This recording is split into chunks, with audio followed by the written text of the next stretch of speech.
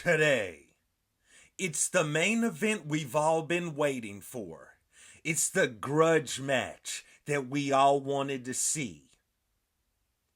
It's the main event fight that pretty much sold itself, but the UFC has managed to underwhelm in the advertising of this main event. Nevertheless, UFC 305 is upon us, and Israel Adesanya will challenge for the middleweight championship of the world. All of this and more on today's episode of Matter of Fact MMA. What's up? What's happening? Let's go. What's up, guys? We right back at it. We right back with it. It's your boy Matt, and we are here to break down, to go ahead and dive into, if you will, UFC 305. It's finally here, guys. It's finally here. So, let's dive off into UFC 305. But, oh, wait a minute. I know what you're thinking. You're probably thinking, but Matt, you didn't react or cover what happened at UFC Vegas 95. Look, I can do a lot of things, but I cannot give you a reaction to UFC Vegas 95 because the reaction is just...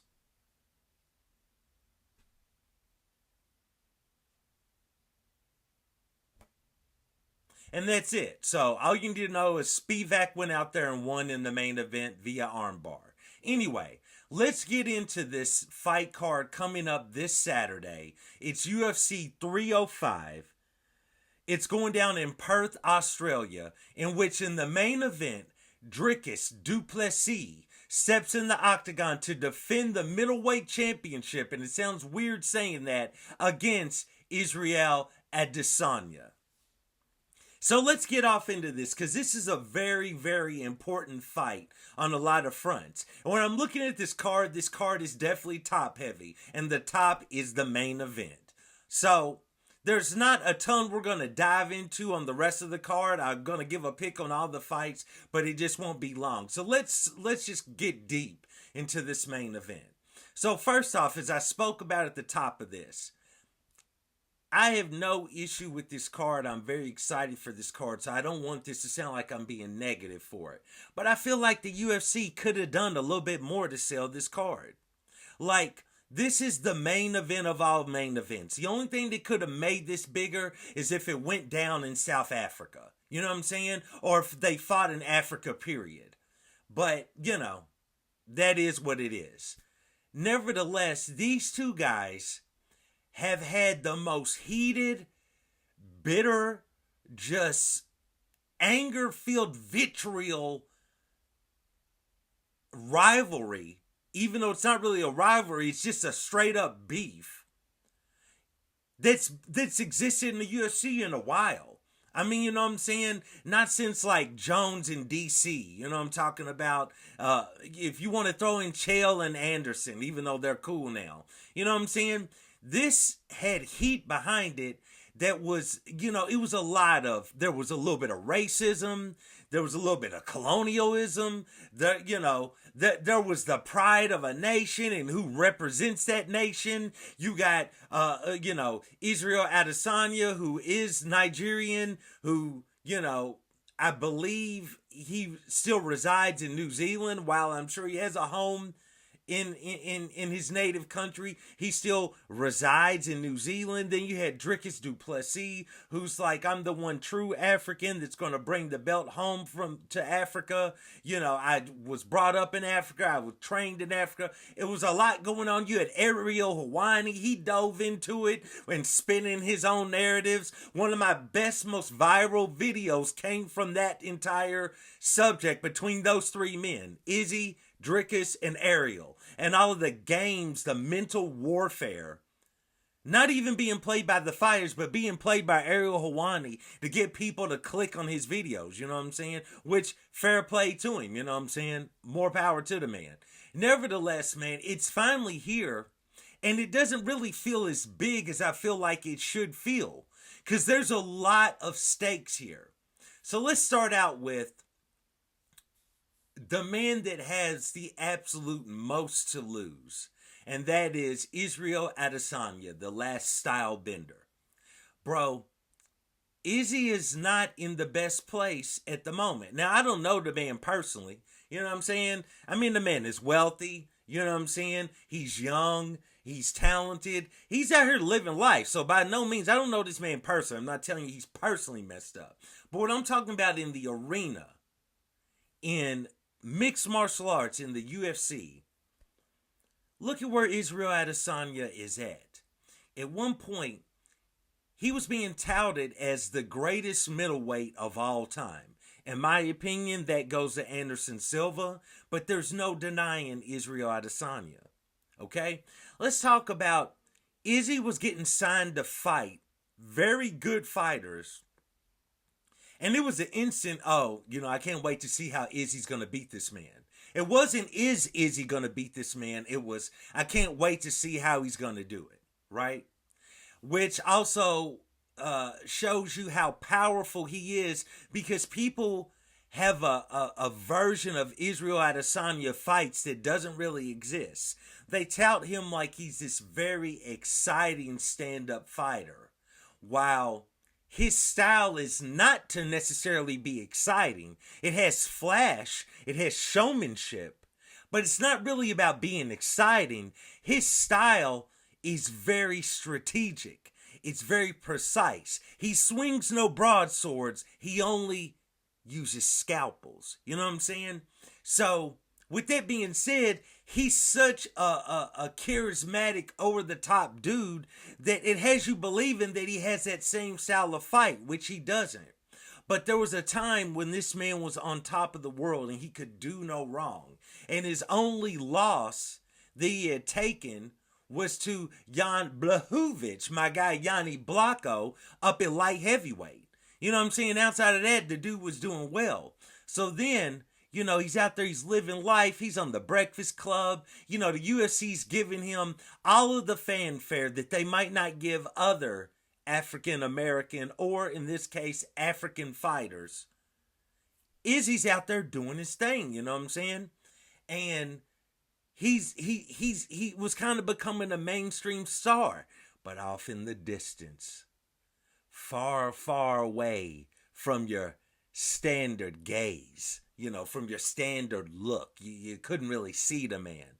Off in the distance was a boogeyman.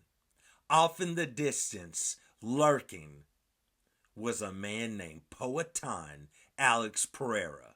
And this man was waiting for his chance, because he already held wins over Izzy. He comes in, boom, bam, he beats a few people. UFC's like, let's fast track him, let's throw him in the belt with Izzy. A title fight with Izzy. He goes out there and boom, boom, bam, he beats everyone's favorite guy, Israel Adesanya, and takes the middleweight championship. Now, Izzy, of course, was an outstanding champion. He gets a shot back at the belt. He goes in there, wham, he knocks out Alex Pereira, and it makes you think, oh, Izzy's back. Izzy's back. He's going to do his thing from now on.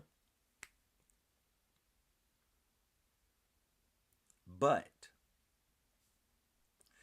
enter another man training in the distance, training in the trailer parks of USA. One Sean Strickland. He enters.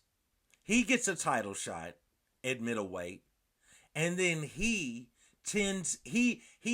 proceeds to beat the ever-loving brakes. You know what I'm saying? Beats the brakes, off of Israel Adesanya. And we haven't seen Izzy since. Meanwhile, Sean Strickland has gone on to be a huge star in the sport. You know what I'm saying? He's no longer a middleweight champion, but he's a huge star. He has legions of fans. Also, Poatan Alex Pereira has not only moved on from being a former middleweight champion, he is now the current light heavyweight champion of the world, and is biding his time for a heavyweight title shot. Could possibly face Tom Aspinall, the interim champion, or he could face John Jones, the actual heavyweight champion of the world. Robert the Reaper Whittaker, who Izzy thought he left in the distance, is thriving right now at middleweight. He regained everything that he lost. Now he is set to fight Hamzat Chimaev. We'll see how that goes. But Robert the Reaper Whitaker is still in the driver's seat. Now I'm not saying that Izzy is not, but where is Izzy? You know what I'm saying? Where is he? We've seen him.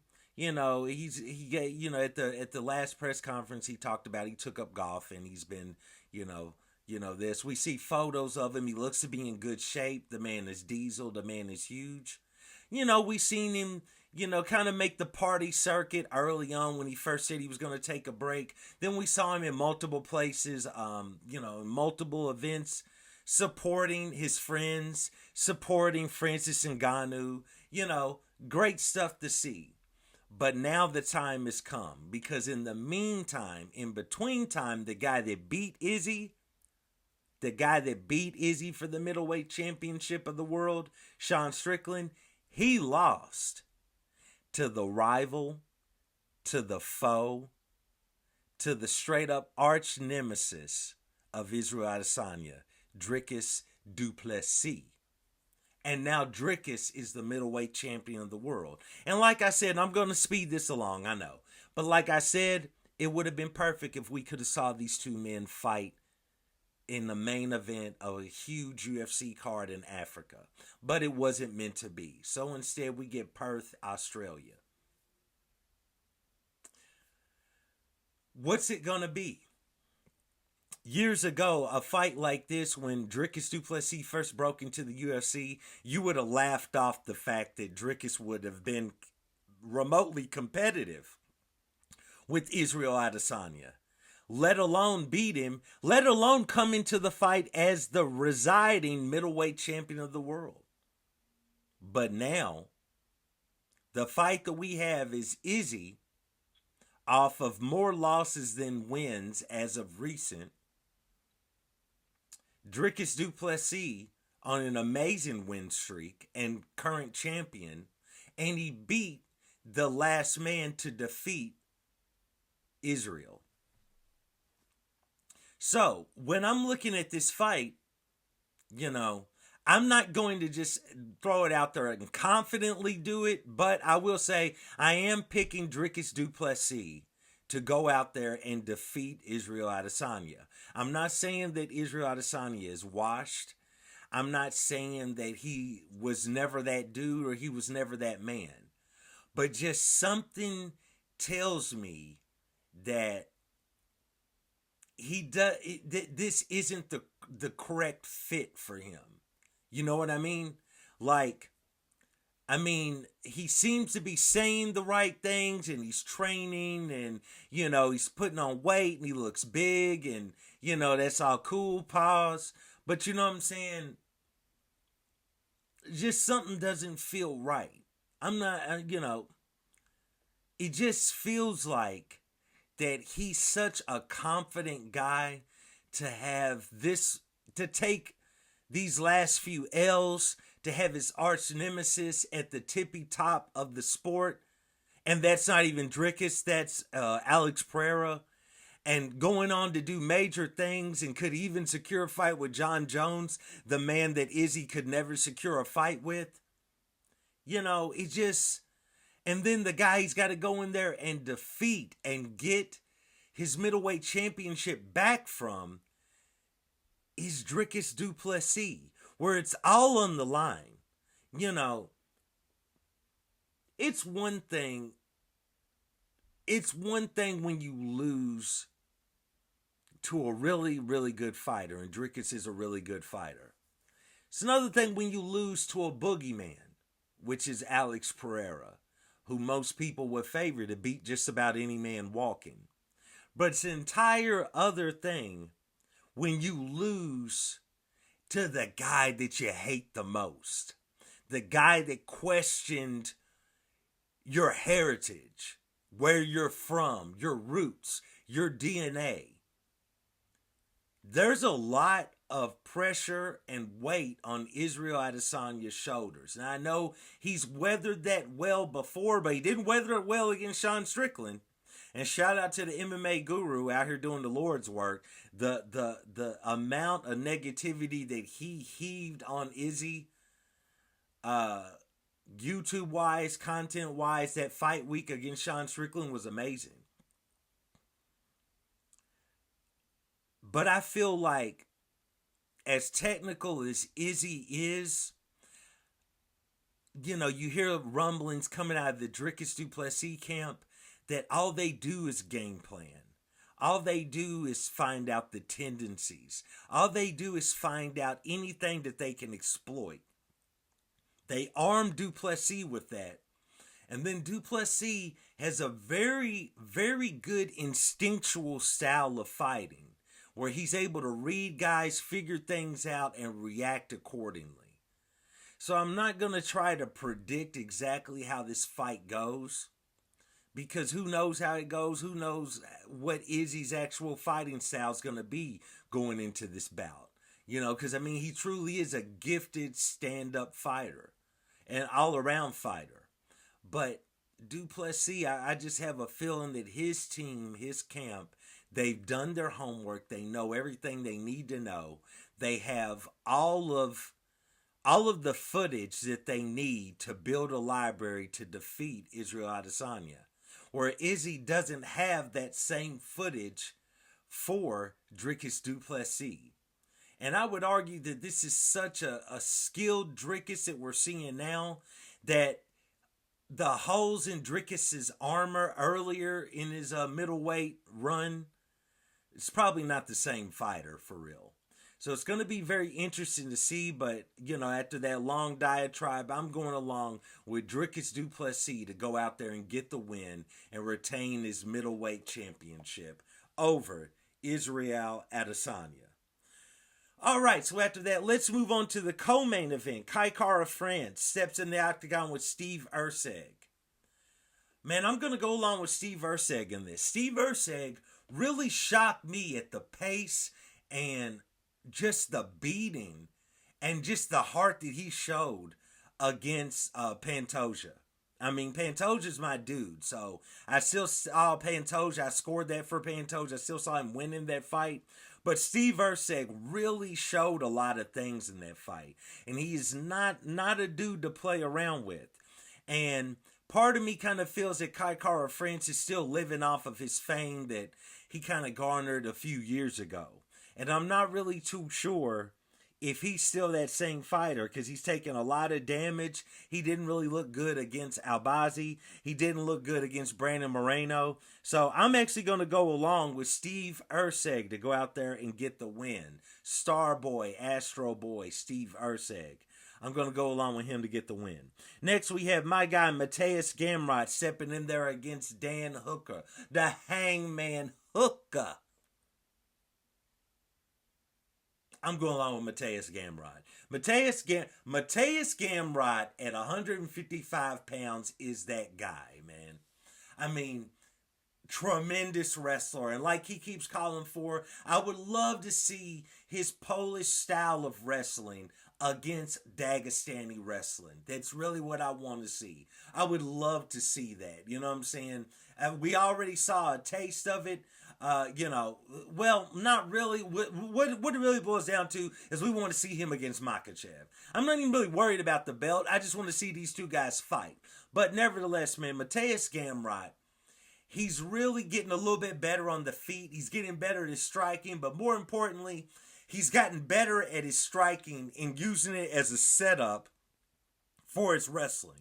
Where like earlier in his UFC career, it was all wrestling and he throwing a few strikes and catch guys off guard. Now his striking has become a function of his wrestling. It's outstanding to see. Mateus Gamrot is that dude. I got him against Dan the Hangman Hooker. Next, we're going along with, we're moving to heavyweight. We have Tai Tuivasa stepping in there with Jairzinho Rozenstruik.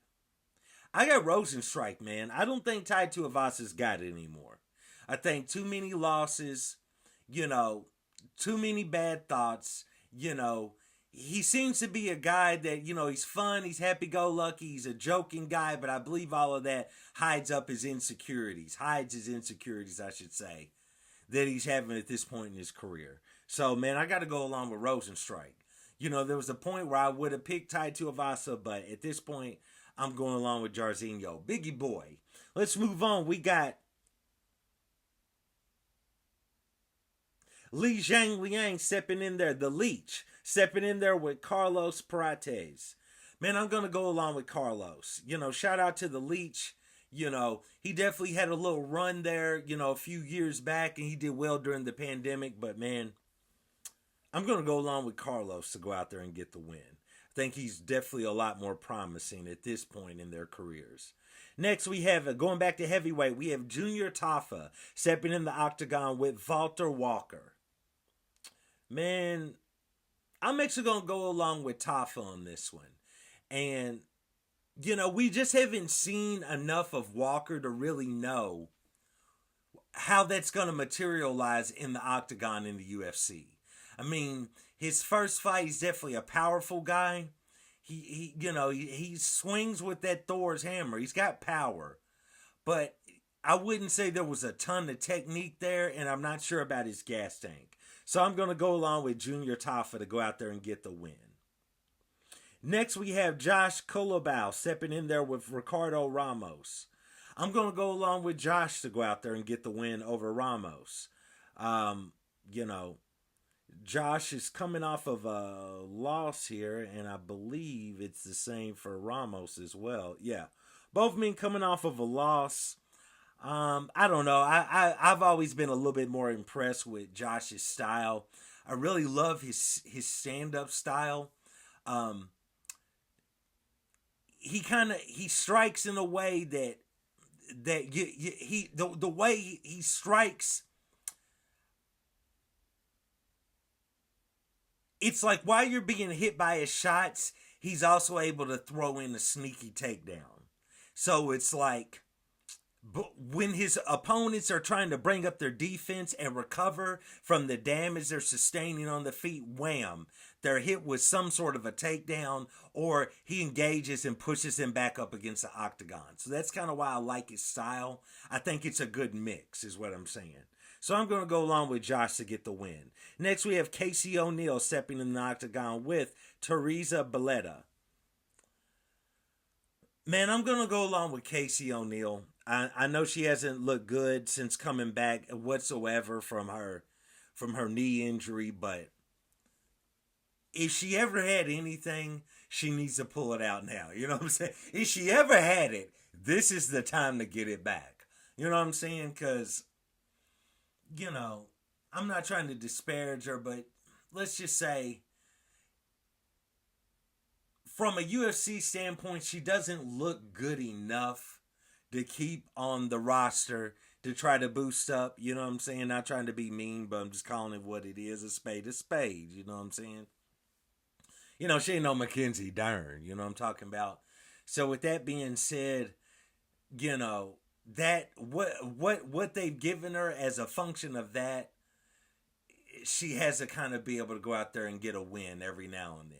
Now, like I said, I know she's coming off a devastating knee injury, and she lost 2 fights. She's lost 2 fights in a row since being back. But I feel like now she kind of knows, like, look, girl, you got put up or shut up. Like, bruh, is it, ma'am, you know what I'm saying? You coming off this bad leg injury, you got 2 losses in a row. You ain't going out there, you not Michelle Waterson caliber of looks, you know what I'm saying?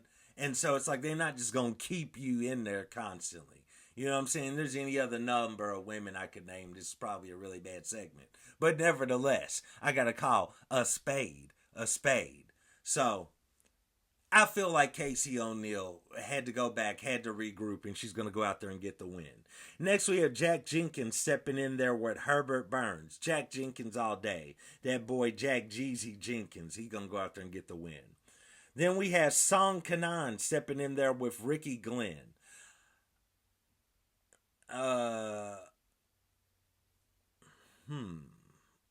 Tricky matchup. I'm going to go along with Song Kanan. I'm going along with Song Kanan. Ricky Glenn coming off of a loss to Drew Dober, in which he didn't look good in that fight. I'm going to go along with Song Kanan. I know Song is coming off of a loss to Giuseppe, but I'm going along with Song Kanan. And then finally, opening fire the night, we have Stuart Nicole stepping in there against Jesus Aguilar. I'm going to go along with Jesus Aguilar. I like his fighting style. He's just hard nosed. He goes in there to swing and do damage. You know what I'm talking about? Just a junkyard dog style of fighting. You know what I mean? So I'm going along with Jesus Aguilar. So there it is, UFC 305. It goes down in Perth, Australia, going down this Saturday night. What's it going to be? Is Dricus du Plessis going to go out there, retain the middleweight championship, and be able to call himself the true African middleweight champion of the world? Or is Israel Adesanya gonna show Dricus du Plessis where he is in the pecking order of middleweights? Go out there and defeat him and show it was never a fluke. I am that dude. And I'm up there at the top of the middleweight division and greatest middleweights of all time. We will find out. It goes down this Saturday. I definitely do want to thank you guys for checking out this video. Please like, subscribe, comment. Let me know what you think. Let me know what your picks are. You know, what did you think about that dumpster fire last week? UFC Vegas 95. Just let me know. And once again, I do want to thank you guys for joining me for another episode of Matter of Fact MMA. And I check you next time. Peace.